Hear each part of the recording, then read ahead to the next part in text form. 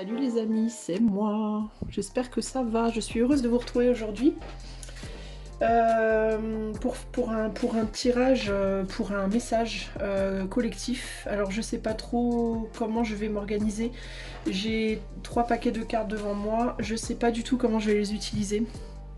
C'est ce qui m'a été inspiré de prendre. Donc ça c'est mes petites cartes chakra que je m'étais faites il y a longtemps, il y a plusieurs années en arrière, quand ma chaîne s'appelait encore Is Halloween. Ça c'est l'oracle du soleil et ça c'est le Golden Universal Tarot, d'accord, celui-là. Et je sais pas du tout, et j'ai été inspirée de prendre cette petite pierre là. Alors je sais pas du tout ce que je vais dire, ni comment, ni pourquoi, mais bah voilà. Donc je vais essayer de canaliser un petit peu. Donc je suis posée là avec mon petit café tranquille et je vais essayer de canaliser, de voir ce qu'on peut me dire. Alors, pour le collectif, donc, message pour le collectif. Je vais pousser mes cartes déjà. Qu'est-ce qu'on veut bien me dire pour le collectif?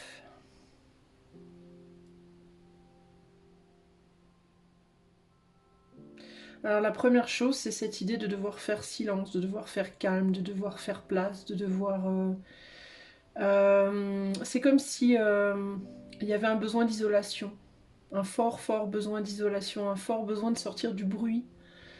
Le brouhaha des mots, le brouhaha des sons, le brouhaha de l'agitation. Il y a un besoin il y a un besoin beaucoup de méditation sur le plan personnel pour chacun d'entre nous. C'est un peu ce qui me vient ici. Parce que on me montre un intérieur, une intériorité de manière globale très tendre, comme un... euh, comme on me montre une... alors, on me montre une blessure qui aurait été faite, qui aurait été créée, qui aurait été sur la peau et qui est refermée, mais qui est très très fraîchement refermée. Et du coup, la peau, elle commence tout juste à se reconstituer et elle est extrêmement tendre et extrêmement fragile et sensible, plus sensible que la normale. Et c'est comme si notre intérieur était comme ça, comme si nos intériorités étaient comme ça, comme des blessures qui sont en train de se refermer mais qui sont encore extrêmement fragiles et tendres et que la moindre chose, la moindre émotion, le moindre mot vient agresser d'une manière extrêmement hum, puissamment plus que d'habitude, plus puissamment de manière beaucoup plus puissante que d'habitude, que normalement. Et du coup, il y a un besoin de se mettre en retrait parce que, du monde justement, c'est un bon moment en ce moment dans nos vies pour rester chez soi, pour voir moins de gens, pour regarder moins la télé, pour écouter moins de musique, pour même si c'est des jolis films ou des jolies musiques ou des personnes agréables, c'est pas une question d'agréable ou pas agréable, mais c'est une question que c'est des influences en fait. Et il y a un besoin de se retrouver soi, de se recentrer en soi et pour retrouver sa vraie nature, ses vraies envies, sa propre vérité, etc. etc. Et c'est comme si les influences extérieures, qu'elles soient négatives, enfin qu'elles soient constructrices ou destructrices, bah, c'est pas trop le moment quoi. Il y a quelque chose comme ça ici. Il y a un besoin de solitude de manière globale, euh, d'isolation. J'entends aussi un besoin de se taire, peut-être de beaucoup plus se taire, justement. Si vous êtes des gens qui aimaient bien beaucoup parler, ça va être compliqué, mais c'est le moment d'apprendre à parler moins et à écouter plus, et à ne pas écouter le bruit, mais à écouter plutôt le silence. Il y a quelque chose qui doit être entendu dans le silence, dans le recueillement, dans l'intériorité. Il peut se passer des choses sous terre, on me dit, au niveau de la Terre, au niveau de la planète, il peut être en train de se passer des choses sous terre que l'on n'entend pas, que l'on ne voit pas, que l'on ne comprend pas, parce qu'on justement on a trop de bruit extérieur. Il y a véritablement de manière globale cette idée d'être beaucoup trop focalisé sur ce qui se passe à l'extérieur et de ne pas entendre ce qui se passe à l'intérieur. Et à l'intérieur, il se passe des choses fortes, importantes. Donc l'intériorité, ça peut être l'intérieur de la planète, l'intérieur de son propre corps, mais ça peut être aussi dans par exemple ce qu'on voit tous les jours dans les médias, ben, ça peut être ce qui justement est tu, pas ce qui est dit, mais ce qui est tu. Il peut y avoir cette idée de couvrir les vérités, couvrir des réalités avec beaucoup de mots, de bruit et de brouhaha. Pour les chercheurs de vérité qui écoutent les actus, etc., qu'elles soient mass médias ou qu'elles soient indépendantes, il y a cette idée que la vérité n'est pas dans les médias, la vérité n'est pas à la télé, elle n'est pas sur YouTube, elle n'est pas dans la bouche de vos voisins, elle n'est pas dans la bouche des lanceurs d'alerte, ni dans celle des gros médias, ni dans celle... Elle n'est pas dans le bruit. En fait, la vérité, elle est dans le silence, elle est dans ce qui est tu. Euh, Comme si le bruit était une couverture. Encore une fois, peu importe le type de bruit, peu importe le type de mots, peu importe le type de nouvelles, il y a cette idée de ça, c'est comme une couverture que l'on a posée là pour qu'on voit pas en dessous de la couverture ce qui est en train de se passer, entre guillemets.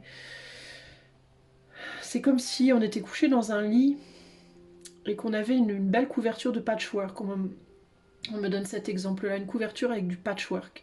Et que cette couverture, elle était faite de plein de carrés de tissus différents, d'origines différentes, de patterns différentes, de motifs, de couleurs.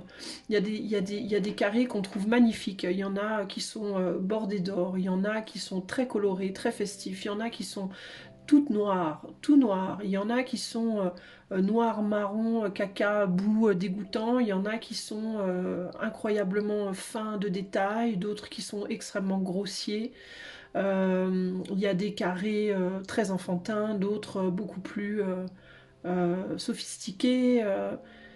Et on est tellement focalisé sur cette couverture, mon Dieu qu'elle est belle cette couverture, au final la totalité de la couverture est tellement intéressante que on oublie ce qui se passe à l'intérieur. Est-ce qu'on a froid, est-ce qu'on a chaud, comment va le corps, est-ce que le matelas est confortable, est-ce que c'est reposant ou pas, est-ce que vous voyez ce que je veux dire? Eh ben c'est un peu la même chose avec les médias, avec ce qui se passe dans le monde aujourd'hui. Il y a tout un tas de patchwork de choses qui se passent, des choses merveilleuses, des choses absolument horribles, et plein de choses entre les deux. Et tout ça, c'est la grande couverture de patchwork de ce qui se passe en surface et qui cache des choses, des événements beaucoup plus profonds. Alors moi, j'aimerais bien qu'on me parle de ce qui se passe justement sous la couverture. Alors il y a un repositionnement. Le premier mot qui me vient, c'est repositionnement, pression.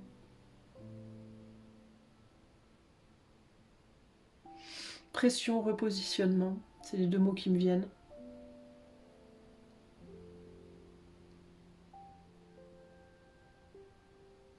Il y a une tentative de maintenir quelque chose, de contenir quelque chose qui est difficile et qui est extrêmement fatigante. Il y a une fatigue extrêmement intense. J'arrive même plus à garder mes yeux fermés. J'avais les yeux fermés, c'est comme si on veut me les ouvrir de force, c'est fou. J'ai l'impression que garder mes yeux fermés, c'est extrêmement fatigant. Alors que ça devrait être tout le contraire, ça devrait être très reposant. Donc il peut y avoir comme ça une inversion de quelque chose.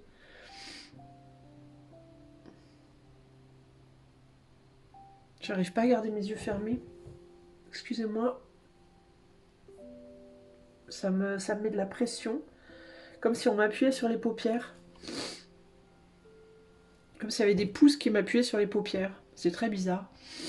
Euh, Qu'est-ce qui se passe sous la couverture? Je vois beaucoup de jaune orangé. Alors,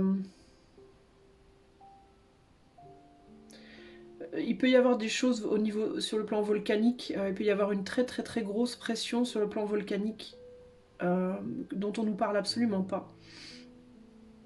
Qui peut essayer d'être contenue par des actions humaines, je ne sais pas lesquelles. C'est très bizarre. D'accord. C'est comme s'il y a quelque chose qui voulait à tout prix sortir.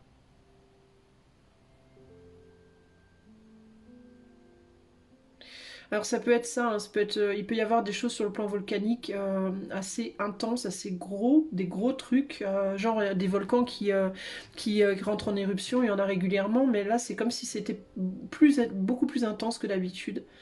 Mais au-delà de ça, il y a une passion qui veut sortir, il y a une ferveur qui veut sortir, et qu'on essaie de contenir, qu'on essaie de maintenir, qu'on essaie de... Alors on montre les jambes, on montre un corps, et alors c'est très bizarre parce qu'on montre des jambes maigres et grisâtres. Euh, alors c'est très, ça contraste complètement avec cette espèce de passion et de ferveur.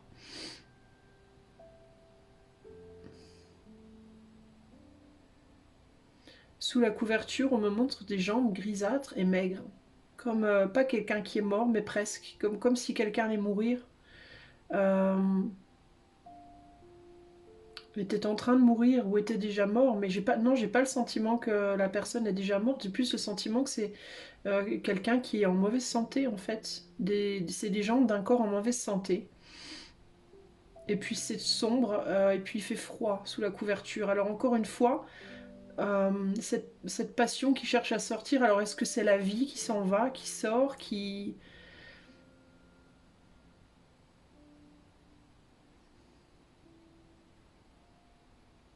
C'est très étrange parce que la lave, ça me fait penser au sang qui coule. Ça me fait penser à la perte de vie justement.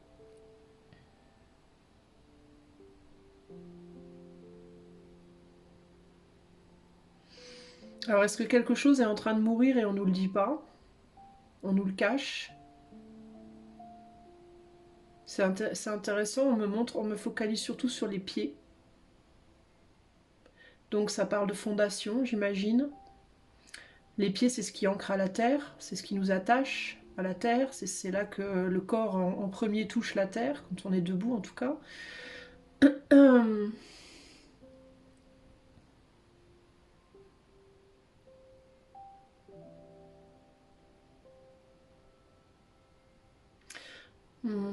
J'ai le mot pilier qui me vient en tête.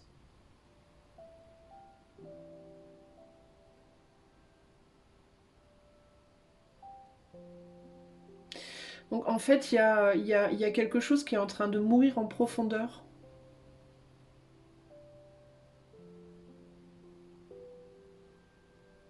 Et dont on n'a pas conscience puisqu'on est distrait par cette couverture d'événements extérieurs.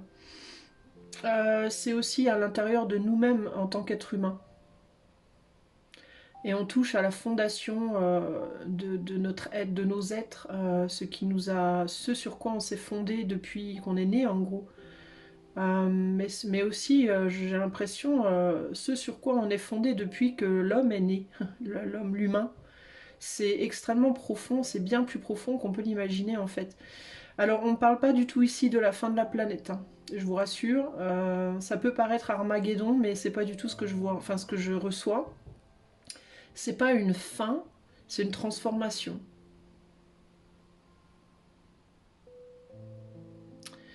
Mais il y a un refroidissement, c'est une évidence. Il y a une idée de refroidissement. Parce que cette lave, elle sort. La lave, c'est le feu. Donc le feu, la vie, la lave s'en va. Euh, le corps reste. Donc pour moi, il y a la planète, genre, on va pas mourir ou quoi, mais c'est pas la fin, si vous voulez, de la vie, mais c'est vraiment une transformation. On rentre dans une espèce de phase compliquée là.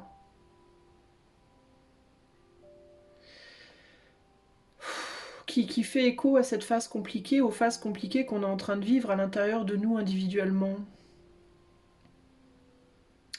Est-ce qu'on peut m'en dire plus? Attendez, je fais une tout petit break, je bois un petit coup.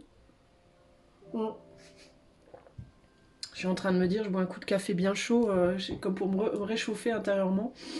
Bah peut-être d'où ce besoin de se focaliser sur son intériorité, justement, hein, de prendre soin de son intériorité, parce que justement, est-ce qu'il ne faut pas rallumer la flamme intérieurement à l'écho de ce refroidissement? Comme si on nous disait quitter quitter des yeux cette couverture et aller à l'intérieur sous la couverture faire quelque chose pour réchauffer peut-être justement ce refroidissement-là, ce corps qui est en train de partir. Essayer peut-être de récupérer la vie, essayer d'empêcher ou essayer de faire en sorte que ce soit au moins plus confortable si on ne peut pas l'empêcher. Il y a cette idée de occupez-vous de la personne qui est en train de mourir plutôt que de vous occuper de la couverture, de la jolie couverture, quoi. Même si la couverture, certes, est extrêmement attrayante et que c'est dur de retirer ses yeux, ça provoque énormément d'émotions quand on la regarde, alors on a du mal à arrêter de la regarder, mais il n'empêche qu'il faut aller dessous, même si c'est moins joli, il faut vraiment s'occuper du dessous, en fait. Il y a quelque chose comme ça ici. Hein. Alors pourquoi on nous met cette couverture? Pourquoi on veut pas qu'on voit? Parce que ça fait mal. Parce que c'est dur. Parce qu'on veut préserver.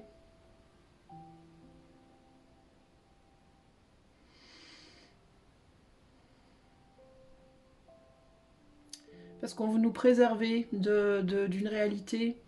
Et en même temps, parce que c'est la meilleure chose à faire, j'entends, que de préserver.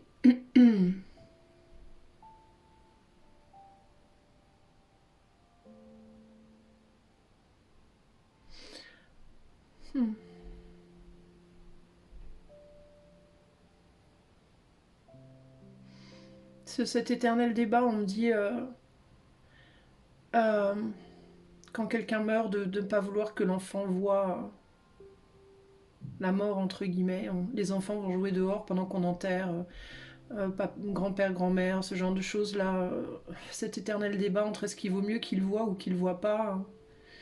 La préservation, il y a quelque chose par rapport à ça. C'est un espèce de débat sur la préservation qui me vient. Est-ce que c'est mieux ou pas d'être préservé de ne pas voir la réalité des choses?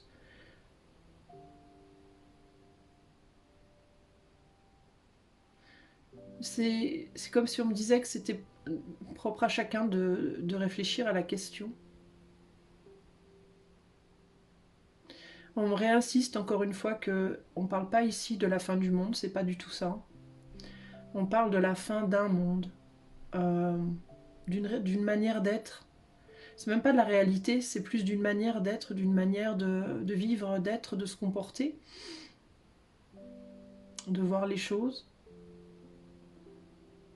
de certaines croyances même. On montre beaucoup de gris quand même. Hein. Il y a un gros contraste entre le gris et cette espèce de rouge orangé de flamme là. Ce gros contraste entre le chaud et le froid, le très très très chaud et le très très très froid. C'est difficile. Cette couverture extrêmement colorée et ces jambes toutes grises là, c'est très... Ce jeu des extrêmes.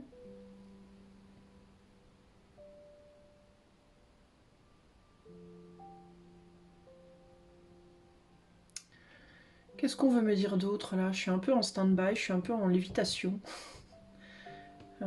Qu'est-ce qu'il y a d'autre à dire? Est-ce qu'il y a autre chose?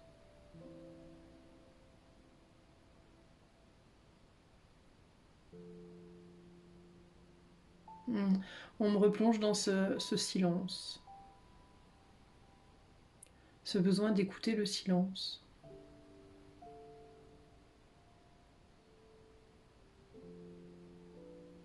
Bon.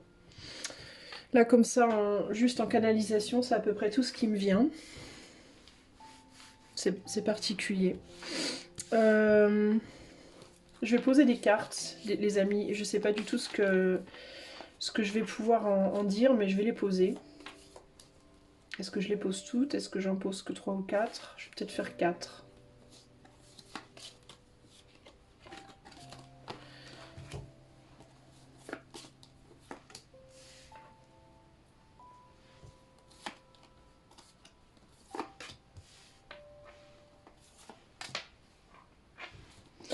Vous noterez que les couleurs jaune, rouge et orange sont encore très présentes.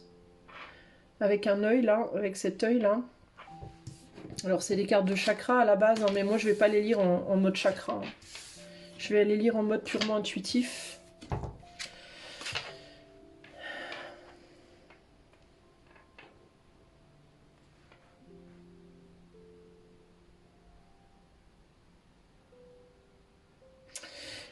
Ce qui me vient là comme ça, la première chose, c'est encore cette idée de... vous voyez cette carte-là, comme on a cette idée de... comme deux planètes qui se reflètent, ou le yin et le yang. Un soleil chaud, un soleil froid, ou je sais pas trop comment la comprendre. Moi je les ai faites de manière extrêmement intuitive, donc je j'ai pas vraiment idée de... Elles peuvent être comprises sous plein d'angles différents, j'imagine, mais il y a vraiment cette idée du dessus et du dessous, et encore cette idée d'aller regarder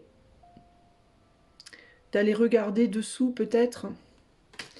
Là, ça me fait penser un peu à devoir opérer quelque chose, le fait d'opérer quelque chose. Et là, ça me fait penser à une transformation, à un engrenage, à un système d'engrenage, un système de fonctionnement. Il y a cette idée d'aller opérer quelque chose en profondeur, encore une fois, ici, qui est particulière. Qu'est-ce qu'on peut me dire pour le collectif, là ?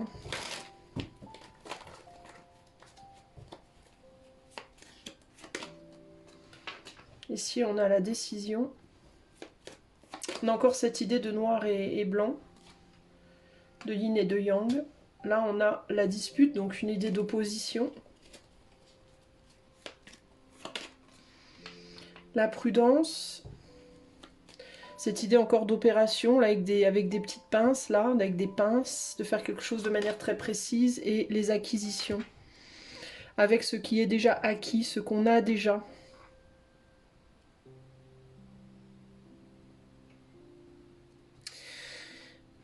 C'est comme si... Alors,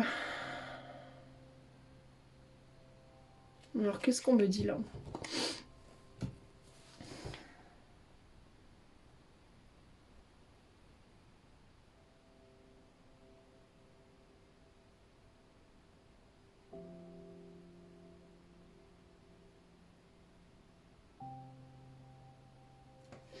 C'est comme si on cherchait à préserver des choses face à un changement qui se produit en profondeur. On cherche à préserver des choses.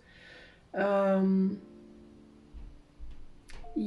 comme s'il y avait deux camps qui se confrontaient pour leur propre vision. Pour leur propre vision. Un camp qui voulait préserver des choses fondamentales et l'autre qui voulait préserver des choses beaucoup plus, comment dire, superficielles.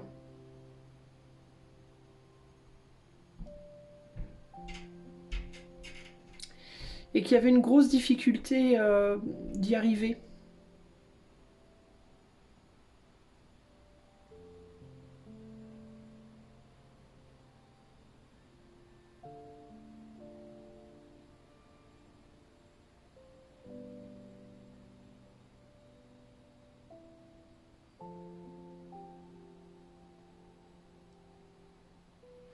Il y a l'idée aussi d'avoir une confrontation entre le fait de passer à l'action et le fait de ne pas le faire. Et je vous parlais de pression au niveau de mes yeux. C'est intéressant parce qu'on a la dispute au niveau de l'œil, au niveau du chakra du troisième œil ici. Il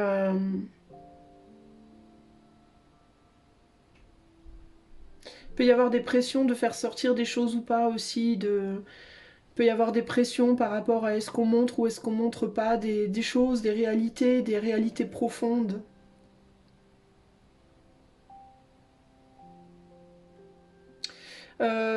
Sur un plan individuel, il peut y avoir beaucoup de pression dans nos vies en ce moment, justement par rapport au fait de montrer notre vérité ou de rester ou de garder une façade. On peut être beaucoup dans des situations sur le plan relationnel de est-ce que je dis véritablement qui je suis? Est-ce que je révèle ma vérité ou est-ce que je continue à la cacher? Est-ce que je révèle mes vrais sentiments, ma vraie personnalité, mes vrais goûts, mes vraies idées, mes vraies opinions, ou est-ce que je les garde cachées? C'est vraiment cette idée de surface et de profondeur qui sont en confrontation véritablement ici, hein. Mais le truc, c'est que ce qui est en profondeur a vraiment besoin de rejaillir en fait. C'est en train de travailler là en ce moment, c'est en train de mouliner entre guillemets. Mais il y a de plus en plus de focalisation sur le fait que ça va pas pouvoir rester comme ça très longtemps, quoi. Et on essaye, à l'heure actuelle, ce qu'on essaye de faire, c'est d'opérer méticuleusement pour que ça sorte pas trop vite, que ce soit pas trop compliqué, trop... Il y a une volonté de faire en sorte que ce soit... que ça sorte... C'est comme si on savait déjà que ça allait se produire, en fait. On sait que ça va arriver, mais on essaye de faire en sorte que ça reste gérable, un minimum. Il y a un côté comme ça ici.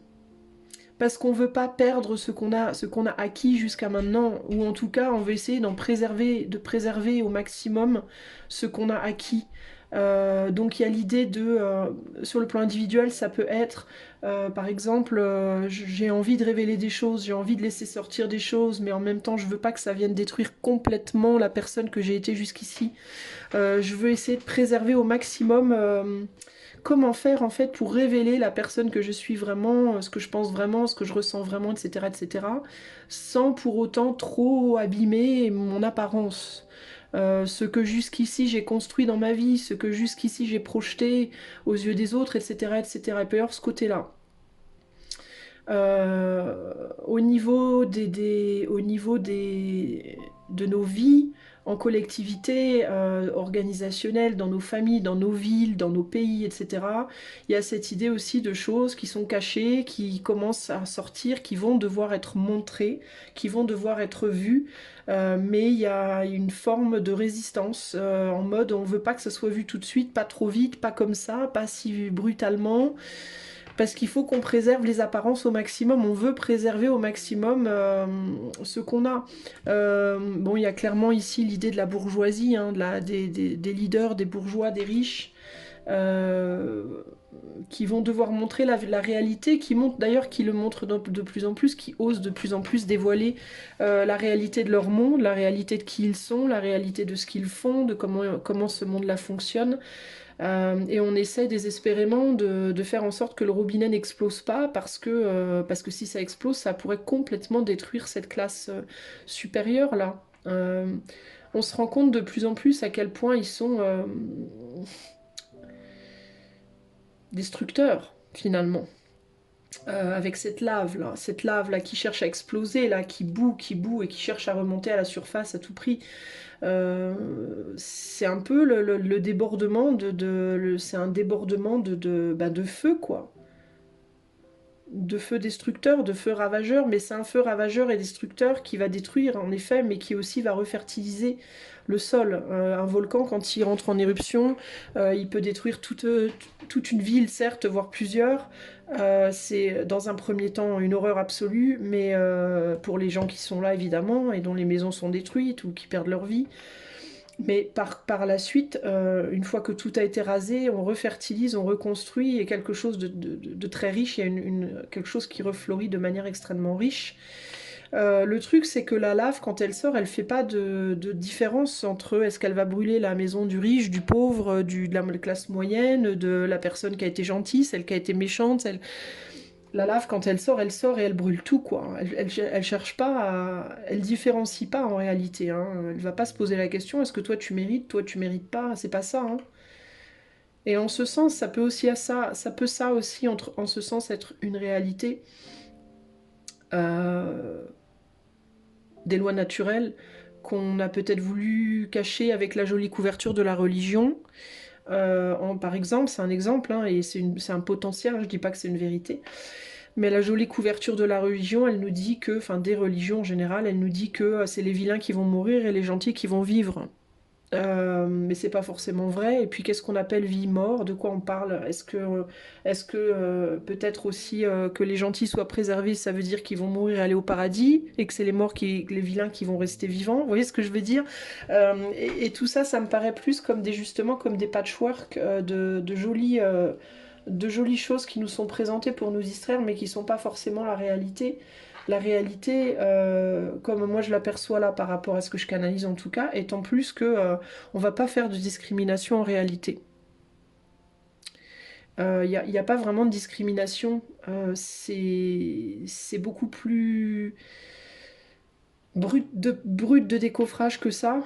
Chacun va essayer de préserver sa position, qu'on soit pauvre, qu'on soit riche, qu'on soit... En fait, on est tous pareils, quoi. Il y a beaucoup d'apparence, en réalité. Hein, cette idée de moi j'ai plus d'argent, toi t'as moins d'argent, moi j'ai des beaux vêtements, toi les tiens sont moches, etc. Ok, mais dans ce lit, sous cette couverture, ses jambes n'avaient pas de tête. Hein, c'était, on me montrait juste les jambes et les pieds. On me montrait pas le haut du corps ni la tête. Il n'y avait pas de discrimination. C'était pas des jambes avec des chaussettes brodées d'or ou des chaussettes trouées. Ou... C'était juste des jambes et des pieds. Et il n'y avait pas comment dire, il n'y avait pas de sexe, il n'y avait pas de visage, de couleur d'yeux, il n'y avait même pas vraiment une couleur de peau, parce que ses jambes étaient un peu grisâtres, elles étaient ni vraiment blanches ni vraiment noires, elles étaient un peu entre les deux, plutôt maigres, plutôt... Mais bon, ça aurait pu être n'importe qui, c'est ça que je veux vous dire en fait, c'est que ça aurait pu être les jambes de n'importe qui, de quelqu'un de très riche, quelqu'un de très pauvre, quelqu'un, vous voyez. Et la réalité, j'ai l'impression ici que c'est plus que, ben, de toute façon... il va y avoir du déblayage, quoi. Et le déblayage, ça va être sans discrimination. Ça peut paraître, si on regarde la couverture de Patchwork, ça peut nous paraître comme étant discriminé ou discriminant, mais en réalité, il n'y en a pas de discrimination. Les discriminations qui nous apparaissent, de par ce qu'on entend dans les news, par exemple, sont des discriminations de façade, mais c'est pas des réelles discriminations. D'un point de vue terrestre et de l'espace, d'un point de vue de la terre-mer et de l'espace-père, il n'y a pas de discrimination en réalité. On peut ça peut être n'importe qui, voilà, on a la polyvalence ici, hein, donc il y a vraiment cette idée de ça peut être n'importe qui, n'importe comment, n'importe quand, n'importe où, il n'y a pas de... Le volcan, quand il rentre en éruption, il va pas regarder où il va couler. Il coule là où il y a un chemin, quoi. Après, il regarde pas quelle plante il va cramer, voilà, c'est vraiment ça l'idée, hein. Et là, c'est une puissance comme ça qui est en train de se réveiller, entre guillemets. Et ça sera même pas forcément un volcan au sens propre, hein. Je vous dis pas que nécessairement ça sera un volcan, on va dire, dans la matière, mais ça peut être un volcan. C'est plus un volcan. C'est martial. De toute façon, on a beaucoup de Mars là. C'est feu, c'est rouge, c'est martial, c'est destructeur, c'est constructeur, c'est de l'action en fait. C'est un volcan d'action, c'est un volcan de...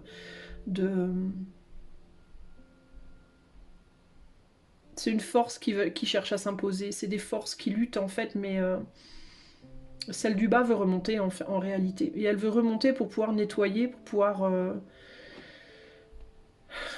détruire cette couverture. Pour pouvoir détruire cette couverture pour qu'on voit la réalité de ce qu'il y a en dessous. Pour moi, c'est vraiment ça l'idée ici. Et cette couverture, c'est tout ce qui est acquis, mais superficiel.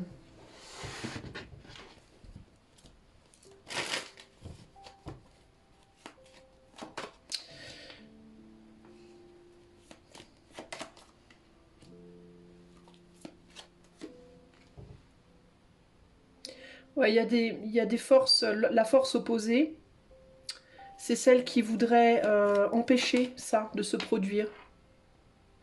C'est celle qui essaye d'empêcher ça de se produire par des mesures, hein, par des opérations, entre guillemets, très ciblées, très minutieuses, pour essayer de trouver des combines, des moyens d'empêcher, de faire en sorte que ça se voit pas, qu'il y en ait le moins possible qui sortent. Est-ce qu'on peut pas mettre un bouchon dans ce volcan? Est-ce qu'il n'y a pas moyen de négocier? Est-ce qu'il n'y a pas moyen de faire en sorte que... Mais pour moi, c'est un petit peu... je suis pas certaine que ça fonctionne, en réalité. Sur le plan personnel, du coup, bah c'est ça, on est dans des négociations avec soi-même. Négociation avec soi-même par rapport à la réalisation que bah, y a des choses qui ont besoin d'être dites, quoi. Il y a des choses qui ont besoin d'être dites, d'être exprimées, d'être actées, d'être montrées, d'être... On n'en peut plus en fait de cette couverture qui nous étouffe. Ça peut être une couverture matérielle, émotionnelle, spirituelle. Elle peut être faite d'une chose en particulier ou de plusieurs choses. Mais cette couverture, elle devient étouffante et ce qu'il y a en dessous est en train de dépérir, et ce qui est en train de dépérir demande à être sauvé, à être aidé, ou bien à être sauvé, ou bien à être aidé à partir, mais l'un ou l'autre. Euh, et là, il y a vraiment cette idée de, à un moment donné, il va falloir être capable d'enlever cette couverture et de montrer la réalité de la situation, parce que si on veut pouvoir aider ce qui dépérit en dessous, ou ce qui en tout cas peut-être peut encore être sauvé, ben on pourra pas le faire si c'est pas vraiment montré en fait.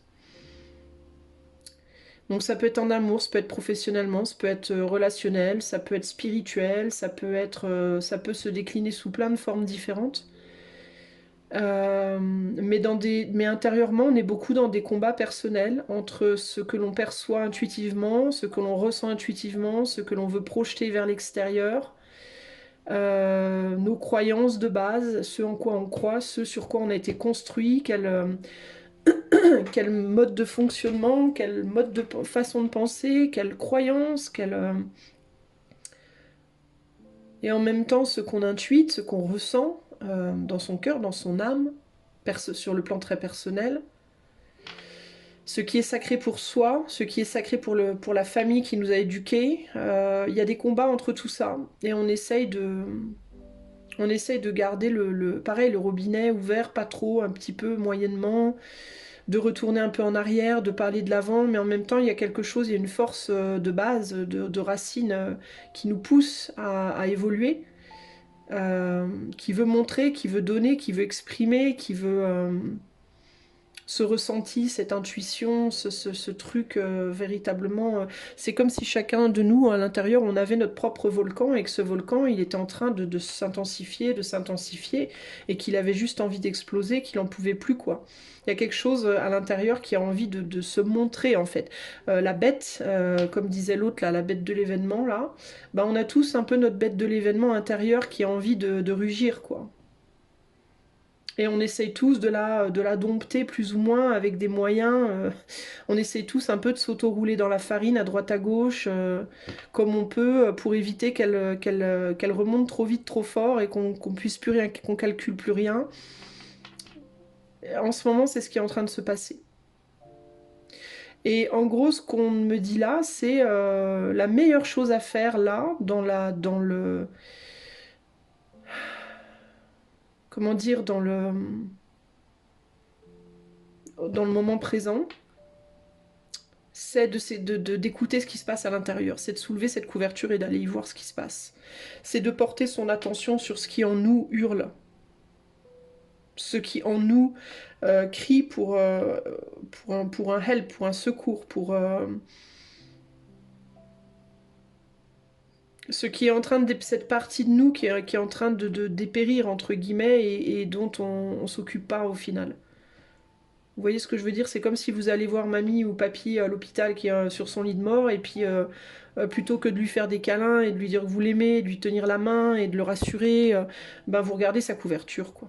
Puis vous dites, oh c'est joli les petites fleurs, oh, et puis donc vous êtes en gros dans un espèce de gros déni. Bah, c'est un peu ça on fait un peu ça sur le plan perso, et on a tendance à faire un peu ça sur le plan perso, et non, on a tendance à faire ça aussi sur le plan collectif. On regarde la couverture. Oh là là, les guerres, c'est horrible. Oh là là, regarde si c'est beau ça, puis ça, puis...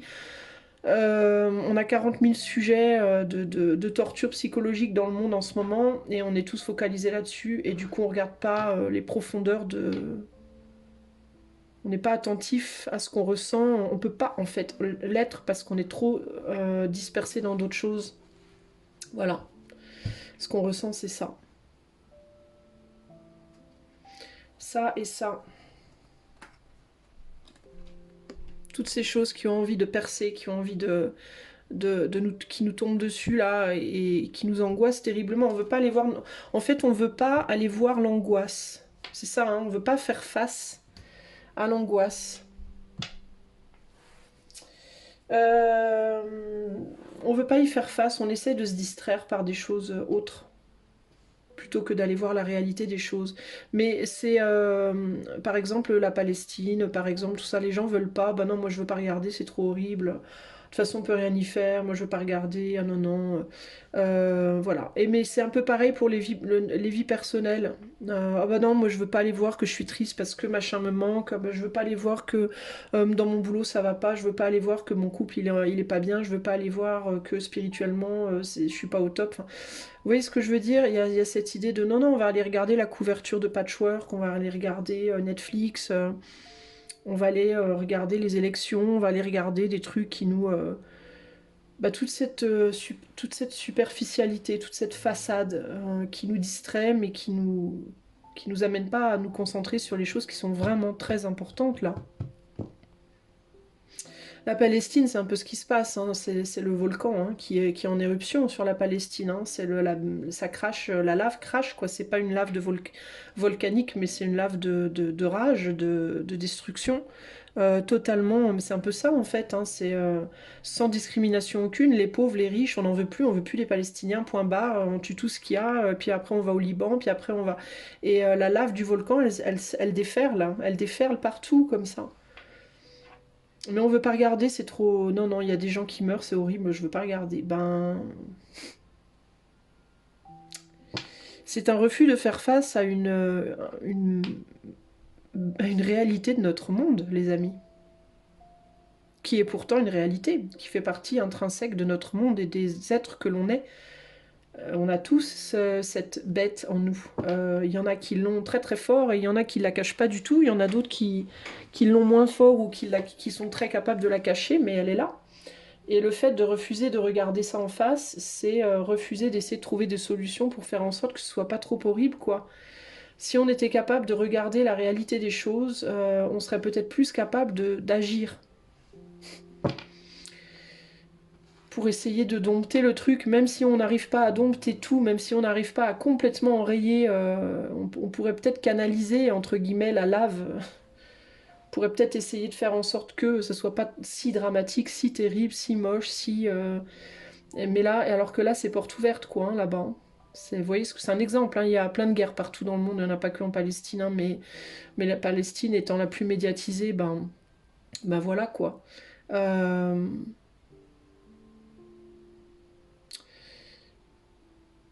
Il y a peu de choses qui sont faites concrètement pour aider ces gens, d'accord. Il y a vraiment peu de choses qui sont faites. On regarde beaucoup la couverture, encore une fois, mais on va pas voir la réalité de la situation. Et la réalité de la situation, c'est que y a ça dépérit, ça dépérit, ça dépérit, ça dépérit, ça dépérit. Et on s'en occupe pas. Parce que c'est trop moche à regarder, on veut pas voir ce qui est moche à regarder. C'est plus facile de regarder les choses jolies. C'est un peu pareil sur le plan personnel, à l'intérieur de nous. Vous pouvez être dans des questionnements en ce moment. Mon couple, ça va pas du tout. Je sens bien que ça va pas. Mais waouh, si je venais à montrer ça au grand jour, que mon couple ne va pas, alors que ça fait 20 ans que je suis avec mon autre et que tout le monde pense que c'est la fête, mais qu'est-ce que les gens diraient? Mais mon Dieu, mais waouh, puis moi je serais obligée d'y faire face, puis mais quelle horreur, ah ben non, je vais faire semblant que ça va. Spirituellement, je suis catholique, mais je crois plus du tout en ma religion, c'est une catastrophe, mais je vais quand même aller à l'église et faire style parce que alors là, on va me dire après que je suis un sataniste si je fais plus partie de l'église. Financièrement, c'est une catastrophe. Mon budget, c'est l'horreur. Mais je vais continuer quand même à payer mon abonnement Netflix parce que heureusement que Netflix est là pour me faire oublier que j'ai pas d'argent. Vous voyez ce que je veux dire? Physiquement pareil, voilà, dans tous les, sur le plan pro.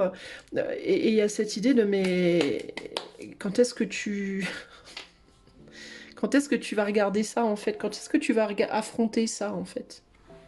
Tu vois, quand est-ce que... Mais je dis tu, mais c'est pas toi, hein, c'est nous, tu, le monde, quoi, les humains, de manière générale, en fait. Hein. Les humains, l'humanité, quoi. Qu'est-ce qui nous reste ici? Il nous reste la couronne, qui n'est pas là. Il nous reste l'expression et le cœur. Bah tiens donc. Oh bah c'est rigolo, ça, tiens. Les trois choses manquantes. La connexion avec le divin, enfin pas le divin, mais l'éther. Hein, la connexion éthérée. Et la capacité à exprimer son cœur, sa vérité, la vérité du cœur, la capacité à se reconnecter au chakra du cœur. Ça, c'était exclu. Il y a la focalisation sur ce qu'on projette à l'extérieur, sur ce qu'on... Bon, bah, on intuite ce qu'on intuite, on voit ce que l'on voit, mais on refuse de le regarder. On s'active à essayer de projeter des choses qui sont pas vraies. Qu'est-ce qu'on nous dit là? Excentricité. On croit plus au spirituel, il y a une perte de croyance. Parler, c'est trop risqué. Et on se soumet au niveau du cœur. On se soumet à l'autre, on se sacrifie. On est dans une forme de sacrifice de soi, de sacrifice de l'autre, de sacrifice de l'amour, au bénéfice du confort. Les amis, la réalité, elle est là. L'amour sacrifié au bénéfice du confort, tout simplement. La vérité cachée, parce que trop risqué. Trop risqué de dire ce qu'on pense vraiment, trop risqué de dire la réalité de la situation. Et la spiritualité qui est ou complètement reniée en mode c'est n'importe quoi, c'est des charlatans, c'est des abrutis, c'est des fous, ou alors new age, hein, c'est-à-dire prise et transformée dans quelque chose de complètement grotesque. Hein. On a véritablement avec l'excentricité cette idée de grotesque. Donc ou bien la spiritualité on la renie complètement en mode c'est de la connerie absolue. Il faut se fier que à ce qu'on voit et ce qu'on touche parce que tout le reste c'est de la MERDE, ou alors on l'a grossie à un point où elle devient complètement loufoque et ahurissante.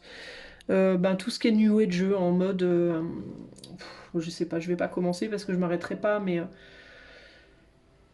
on la rend complètement hallucinée, allumée, quoi, entre guillemets.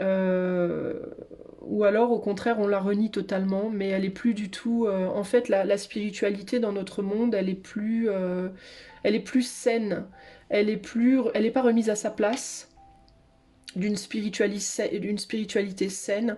Oui, l'invisible est là. Oui, il y a des choses qui se passent qu'on ne peut pas voir. Oui, on n'a pas encore tout non, on n'a pas encore tout expliqué. Oui, on a une connexion vibratoire à l'éther, à l'invisible, à ce qui est au-dessus, autour de nous. Mais non, c'est pas un truc de polichinelle, quoi. C'est pas un truc de cirque ou de foire. Vous voyez?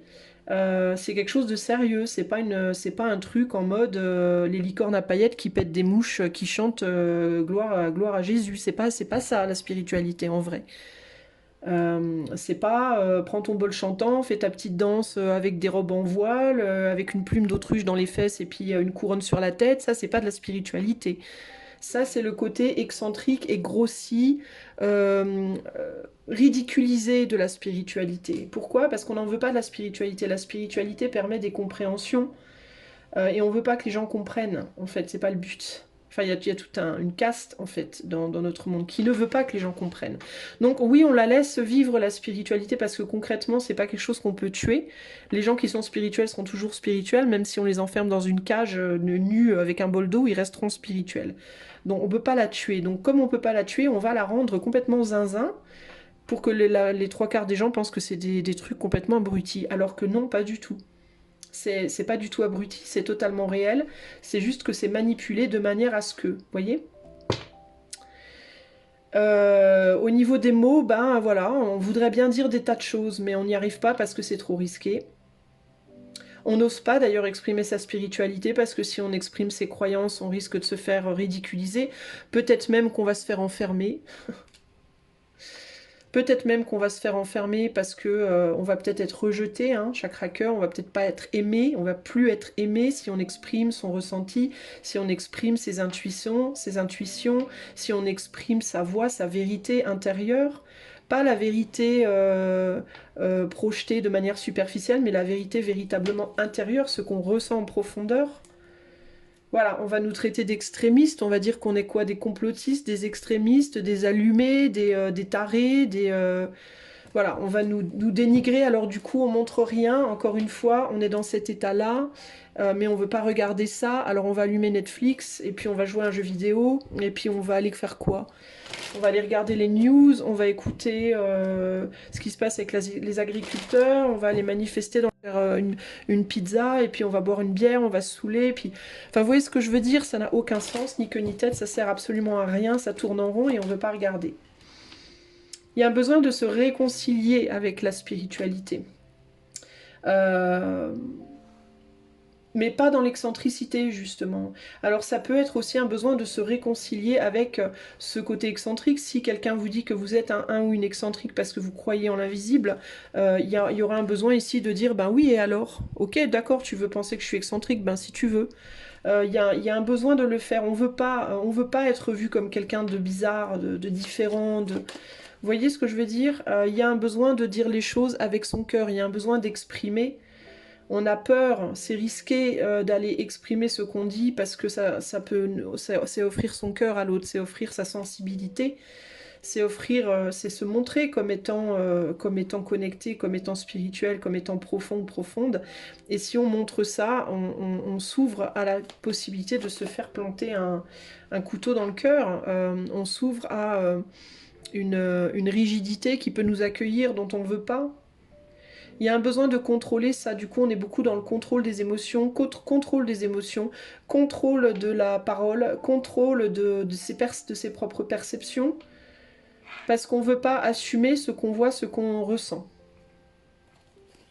Ok?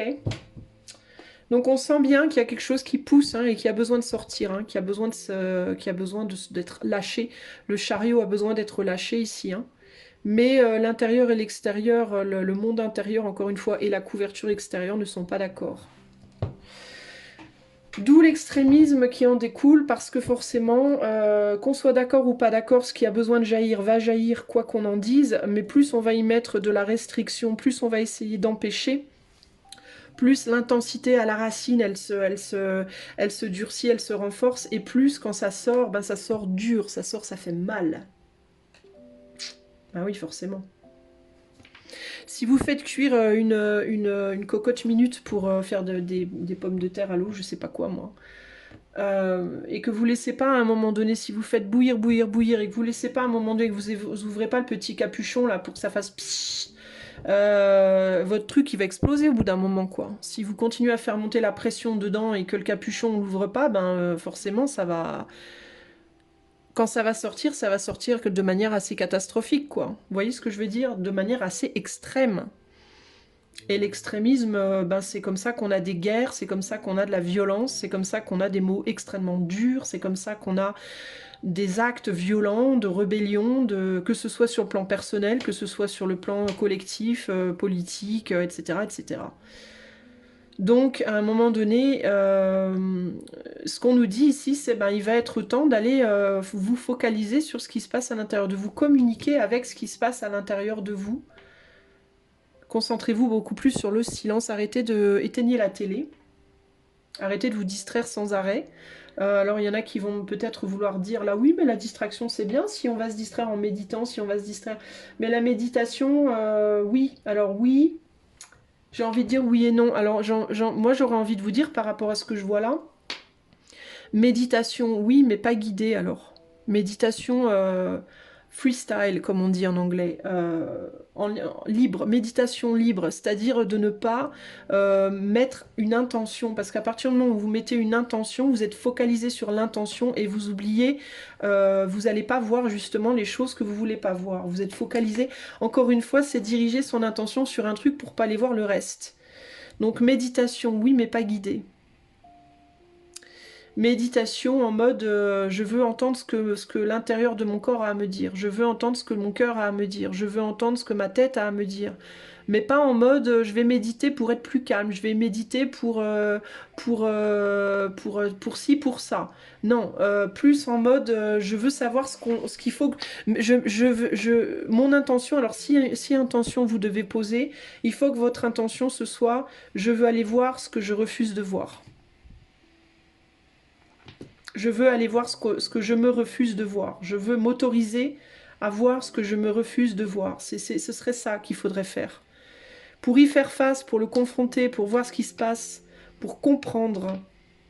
Parce que quand on comprend, on peut agir dessus. Si vous allez voir le volcan, où il en est, qu'est-ce qui se passe comme pression, si vous êtes volcanologue et vous allez aller voir, bon ben tel volcan, il y a telle pression, il y a tel taux de carbone, de machin, moi je connais rien en volcanologie, mais bon, alors basé sur les informations que j'ai reçues, je peux prédire que il est fort possible que le volcan rentre en éruption d'ici à 2 ans, il est fort possible que ce soit une éruption de telle échelle, voilà, évidemment, c'est jamais ultra précis, mais on peut se faire une meilleure idée. Et du coup, après, on peut prévoir. Alors, pour essayer de garder les choses à peu près, enfin, d'avoir le moins de dégâts possible, en sachant que de toute façon, il y en aura forcément, puisqu'on ne peut pas empêcher le volcan d'entrer en éruption. Mais pour essayer au moins de sauver des vies, ça serait bien que qu'on aménage des choses, qu'on réaménage la ville, qu'on construise des digues, qu'on voilà, pour essayer d'au moins de dévier un peu la lave, ou alors de mettre en place des systèmes d'alarme ou des. Vous voyez ce que je veux dire? Mais si on va jamais voir, on peut rien savoir alors. Alors on ne sait rien, alors on peut jamais rien prédire, alors à tout moment le volcan peut nous érupter sur la tronche et on ne sait pas. Vous voyez ce que je veux dire? Mais après il faut pas aller essayer de mettre un bouchon sur le volcan. Parce que mettre un bouchon sur le volcan, ça veut dire provoquer une catastrophe encore plus grande plus tard. Ça va peut-être reculer le truc temporairement, mais quand ça va se produire, parce que ça se produira qu'on le veuille ou pas, ça va être une catastrophe absolue. Ça va être bien pire en fait. Du style, si votre relation amoureuse elle va pas bien, c'est maintenant qu'il faut discuter. C'est pas, alors il faut déjà aller voir peut-être ce qui va pas. Il faut réfléchir à comment on va poser les choses. Mais il faut les poser avec le cœur, avec sincérité, avec ce qu'on ressent en profondeur. Donc il y a un besoin encore une fois d'aller voir les profondeurs. Mais il faut pas vouloir mettre un bouchon sur le truc en mode on verra ça l'année prochaine. Parce que sinon, d'ici à l'année prochaine, ça va peut-être péter entre vous. Mais quand ça va péter, ça va être 10 fois pire que si vous en aviez discuté. Vous voyez ce que je veux dire?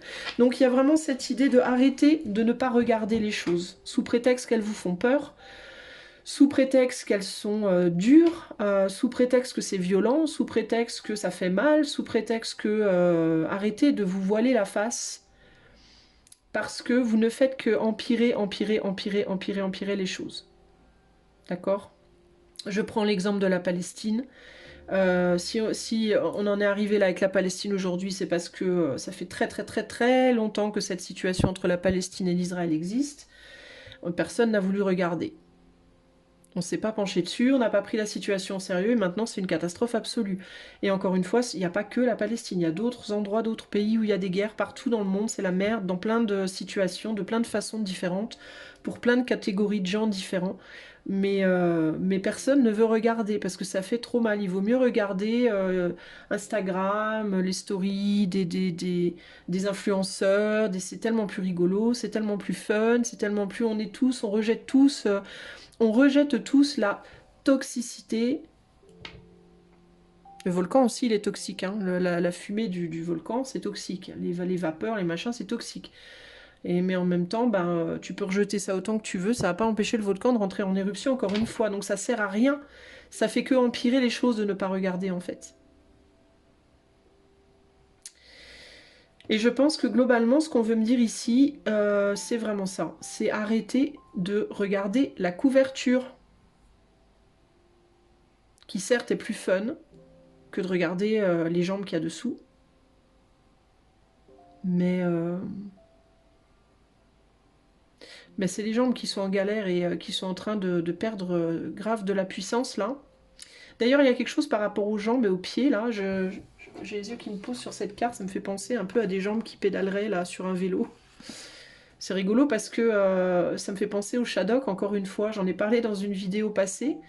Et ça me fait penser au Shadok qui pompe, qui pompe. Euh, c'est rigolo parce que j'ai montré à mon petit garçon William les dessins animés des Shadok l'autre jour. Je lui ai montré les 17 premiers épisodes et il a trouvé ça génial. Comme quoi les mômes, hein, ils savent apprécier même les vieux dessins animés, souvent plus que les nouveaux d'ailleurs, j'ai remarqué. Et c'est vraiment ça, là, il pompait, il pompait. Peut-être que vous devriez retourner voir les dessins animés des Shadok. Je pense qu'il y a une sagesse là-dedans. Les Shadok et c'était quoi les autres? Les Shadok, c'était les méchants et les gentils, c'était les Jimus, je crois. Les Jibus. Les Jimus ou les Jibus, je sais plus. Notre monde, c'est un peu ça en ce moment. C'est un peu les Shadok contre les Gibus, là, ou les Gimus. Ce serait pas mal de retourner voir ces dessins animés. En prenant ça, pas comme, pas en mode ah ouais, tiens, je vais aller voir les Shadok, ça me fait rigoler. Mais oui, il y a le côté rigolo, mais il y a le côté quand même, ça parle de quelque chose. Il y a quelque chose de beaucoup plus profond à aller voir. Les Shadok, c'est les vilains oiseaux bêtes et méchants qui sont complètement abrutis et qui ont un leader complètement tyrannique et qui se contentent de pomper, de pomper. Bah, ce seraient les moutons, comme certains les appellent de notre société. Et les gibus, les gimus, c'est les gens intelligents qui réfléchissent, qui font des calculs, qui vivent dans les prés avec les petites fleurs, etc. Vous voyez ce que je veux dire? Il y a le coin des abrutis, le coin des intelligents, le coin des gens, le coin des abrutis, le coin des intelligents, le coin, vous voyez, ça peut vraiment porter à réflexion par rapport à notre monde justement, et cette histoire de jambes et de pieds. Euh, Bah, les pieds, c'est ce sur quoi s'appuie pour tenir debout, concrètement. Les jambes, c'est ce qui nous fait avancer. Donc, dans ma visu précédente, là, dans ma canalisation, je n'avais j'avais vraiment juste les jambes et les pieds. Il n'y avait pas de corps, il n'y avait pas de tête, tout ça. Donc, ce serait peut-être pas mal d'aller voir, d'aller réfléchir à dans votre vie personnelle, d'abord, et ensuite dans la vie de votre famille, village, ville, pays, monde, sur quoi vous vous appuyez pour avancer. C'est vraiment ça l'idée. Et quel est l'état de ce sur quoi vous vous appuyez pour avancer, et quel est l'état de ce qui vous permet d'avancer, donc vos jambes. Peut-être que vous devriez regarder l'état de vos propres pieds et de vos propres jambes d'ailleurs, mais néanmoins, au-delà de ça, de manière beaucoup plus figurée, il y a l'idée de quel est l'état de ce sur quoi je m'appuie et quel est l'état de ce qui me sert à avancer, des actions que je mets en place pour avancer. Et finalement, est-ce que c'est en adéquation avec... Alors si on se rapporte à ce que je n'ai pas vu dans ma canalisation, mais la tête, le corps, tout ça, est-ce que ça, mais ce sur quoi je m'appuie et ce que je mets en œuvre, ce que j'articule, ce qui s'articule autour de ça, peut-être aussi du coup, est-ce que c'est en adéquation avec la vérité de ce qu'il y a dans ma tête, dans mon cœur, de ce que j'embrasse avec mes bras, de ce que j'embrasse, de ce que je possède, de ce que... Est-ce que tout ça est en adéquation? Est-ce que tout ça est aligné en fait? Il y a quelque chose comme ça ici. Il y a vraiment une réflexion à faire par rapport à ça.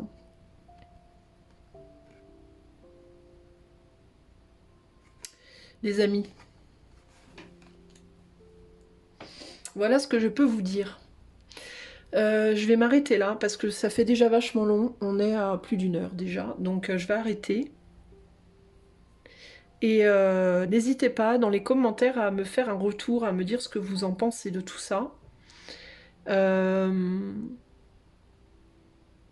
Ouais. Et puis si vous avez envie que j'aille visiter, voir d'autres sujets qui vous intéresseraient, n'hésitez pas à me le dire dans les commentaires également. Je me ferai un plaisir de vous satisfaire. À partir du moment où évidemment c'est faisable en termes de possible censure, enfin tout ça, à partir du moment où ça résonne avec moi, avec pas ma volonté consciente, mais à partir du moment où ça vibre en moi, entre guillemets, pour que je le fasse, ou ça m'inspire, quoi, si je peux vous dire ça comme ça, je le ferai avec plaisir, ok? Moi, je vous fais des gros bisous, les amis, je vous laisse sur cette réflexion, et n'hésitez pas à aller voir les Shadok, il y a sur la chaîne INA, I-N-A, il doit y avoir une playlist, je crois, avec les Shadok, tous les épisodes des Shadok. Les Shadok, ça s'écrit pour les gens qui ne connaissent pas. C'est S-H-A-D-O-C-K-S. S-H-A-D-O-C-K-S. Ok? Moi, je vous fais des gros bisous et je vous dis à très bientôt pour de nouvelles aventures. Ciao, ciao!